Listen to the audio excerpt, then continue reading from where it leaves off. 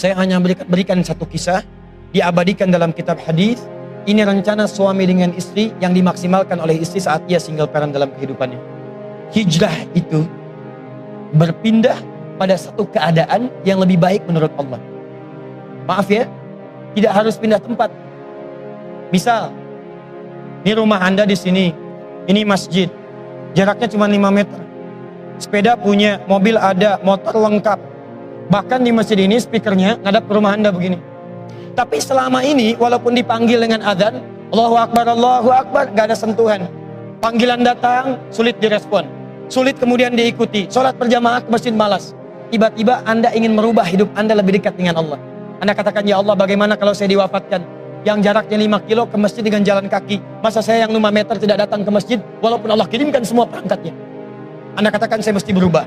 Tidak harus pindah tempat, rubah keadaan Anda. Datang kemudian ke masjid, rubah hidup Anda. Itu yang disebut dengan hijrah. Di kantor, ada kegiatan-kegiatan yang tidak bagus.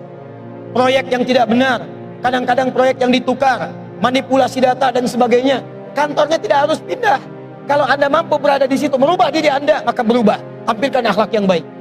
Praktekkan kejujuran. Praktekkan kemuliaan.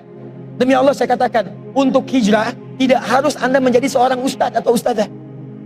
Artis tetap jadi artis. Aktor jadi aktor. Zaman Nabi ada aktornya, ada artisnya, ada penyair Nabi namanya Hasan bin Sabit. Ada pejuangnya, ada pengusahanya, ada pebisnisnya, ada pemerintahannya, ada semuanya. Tapi tahukah Anda, mereka masih bisa menghatamkan Al-Quran. Mereka bisa tahajud, mereka bisa baca Al-Quran, mereka bisa berpuasa. Jadi untuk berhijrah tidak harus menjadi seseorang yang kemudian ditampilkan dengan tampilan-tampilan jubah seakan-akan terlihat baik, tapi isinya tidak berubah. Sekarang perhatikan. Pertama, pulang ke rumah, kalau hijrahnya ingin mudah, Anda mesti kompak dulu satu keluarga. Satu tekad yang sama.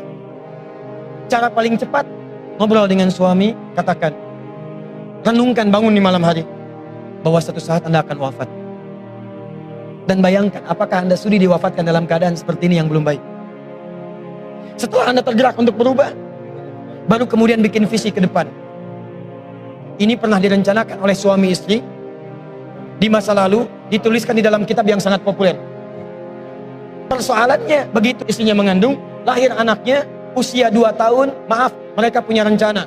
Anak ini insya Allah kita akan didik jadi lebih baik, keluarga kita lebih baik, anak ini akan jadi ulama. Qadarullah usia 2 tahun ayahnya meninggal. Ini kisah nyata. Ibunya ingat, saya tetap pertahankan untuk berubah, jadi lebih baik. Walaupun ayah tidak ada, saya single parent. Saya rawat anak ini sebaik-baik. Usia 4 tahun, anak ini, maaf ya, terkena penyakit buta permanen. Hijrah tidak akan sepi dengan ujian. Suami meninggal, single parent, anaknya kemudian buta permanen. Apa yang dilakukan oleh ibunya? Ibunya tetap berpedoman, Allah pasti akan berikan yang terbaik. Anak ini kemudian terus didoakan, bangkit di malam hari, perbanyak kemudian tingkatkan ibadah. Ingat ya rumus ini, orang tua yang rajin ibadah, maka boleh jadi kebaikannya akan diturunkan pada anaknya. Ibunya yang berdoa, anaknya yang mendapatkan bagiannya. Matanya buta, tapi diganti oleh Allah dengan ingatan yang luar biasa.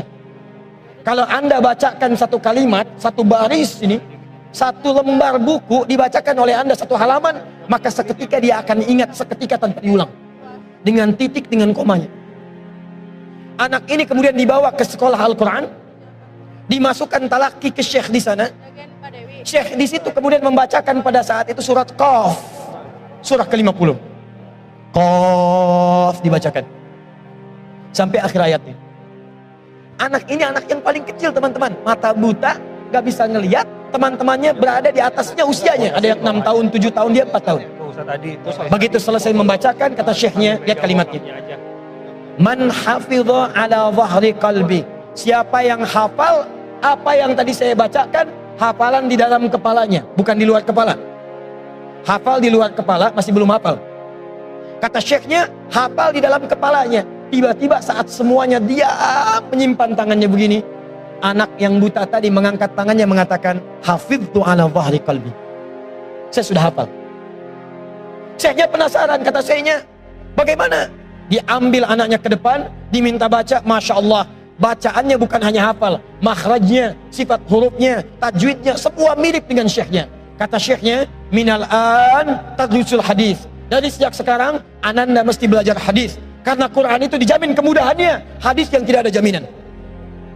Anak ini secara singkat pulang ke rumahnya, diantar oleh asisten rumah tangga ibu tadi. Begitu nyampe di rumahnya, wajahnya gembira, mengatakan pada ibunya, Ummi, ibu, tadi saya dipuji oleh saya begini, ada kejadian begini, saya seperti ini. Kata anak ini, minal an uridul hadis. Sekarang saya pengen belajar hadis. Kata ibunya, ya bunayya iktafi bil Quran. Anakku sayang, kamu punya keterbatasan. Supaya kamu nggak capek, sekarang Quran dulu. Baru setelah itu hadis. Kata anaknya, lah, dia percaya pada gurunya. Dia percaya pada keyakinannya. Dia katakan, ma, saya pengen belajar hadis. Dia tinggalkan ibunya sambil meraba jalan begini ke kamarnya. Perhatikan baik-baik. Begitu ibunya melihat, ingat kemudian dengan suaminya, ingat tentang rencana mereka, ingat tentang mereka punya rencana masuk surga bersama-sama. Teman-teman, ibunya langsung masuk ke dalam kamar. Dia bentangkan sajadahnya di mihrabnya. Dia salat 2 rakaat. Dia bermohon kepada Allah. Saat sujud itulah dia tumpahkan segala keinginannya. Perhatikan kalimatnya. Rahasianya ada di Quran surah ke-17 ayat 110 sampai dengan 111, paling kanan sebelah atas.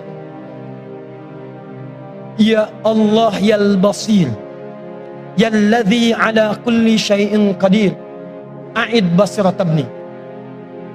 Ketika tumpah air matanya dia katakan, ya Allah yang maha melihat, mohon kembalikan penglihatan anak saya. Yal basir, yalladzi ala kulli syai'in qadir, a'id basirat ibni. Begitu mengatakan kalimat itu, capek ketiduran. Kemudian pada saat itulah anaknya sedang mengulang surat Qaf di kamarnya. Begitu ibunya mengatakan ya basir, anaknya sampai pada ayat ke-22.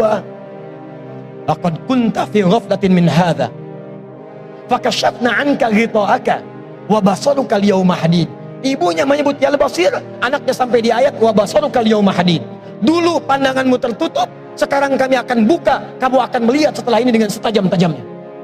Ayat ini sebetulnya kemuliaan akhirat, tapi diturunkan mendapatkan kemuliaan dunia.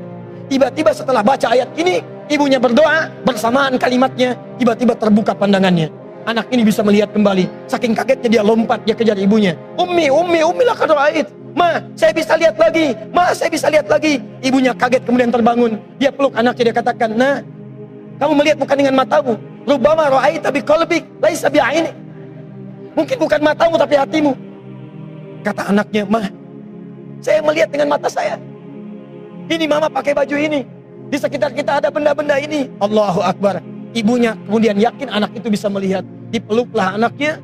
Keduanya kemudian menangis. Dan ibunya sejak saat itu yakin bahwa anak ini punya kemuliaan besar di masa depan. Maka disekolahkanlah kemudian tempat-tempat terbaik. Belajar hadis terbaik. Diingat segalanya. Cepat luar biasa. Anak ini kemudian dikenal dengan luar biasa di masa depan. Nama anak ini adalah Muhammad. Bapaknya yang meninggal namanya Ismail. Kakeknya namanya Ibrahim. Kakek buyutnya Al-Mughirah, yang buyutnya Al-Bardizbah. Tinggal di kecamatan Ju'fah, di Kabupaten Bukhara, Provinsi Khorasan, negara Uzbekistan sekarang. Kelak di kemudian hari, dia dikenal dengan nama daerahnya Bukhara, dengan Al-Bukhari. Itulah kisah Imam Al-Bukhari. 2 orang suami istri yang bersiap merubah hidupnya, diturunkan pada anaknya, dan kemuliaan itu diraih. Saya yakin kalau Anda berhijrah malam ini, boleh jadi yang hafal Quran, mungkin anaknya, mungkin cucunya, mungkin turunan-turunan Anda. Tapi ketahuilah, ketika Anda punya peran di dalamnya, maka surga akan disiapkan untuk semua Anda satu keluarga besar.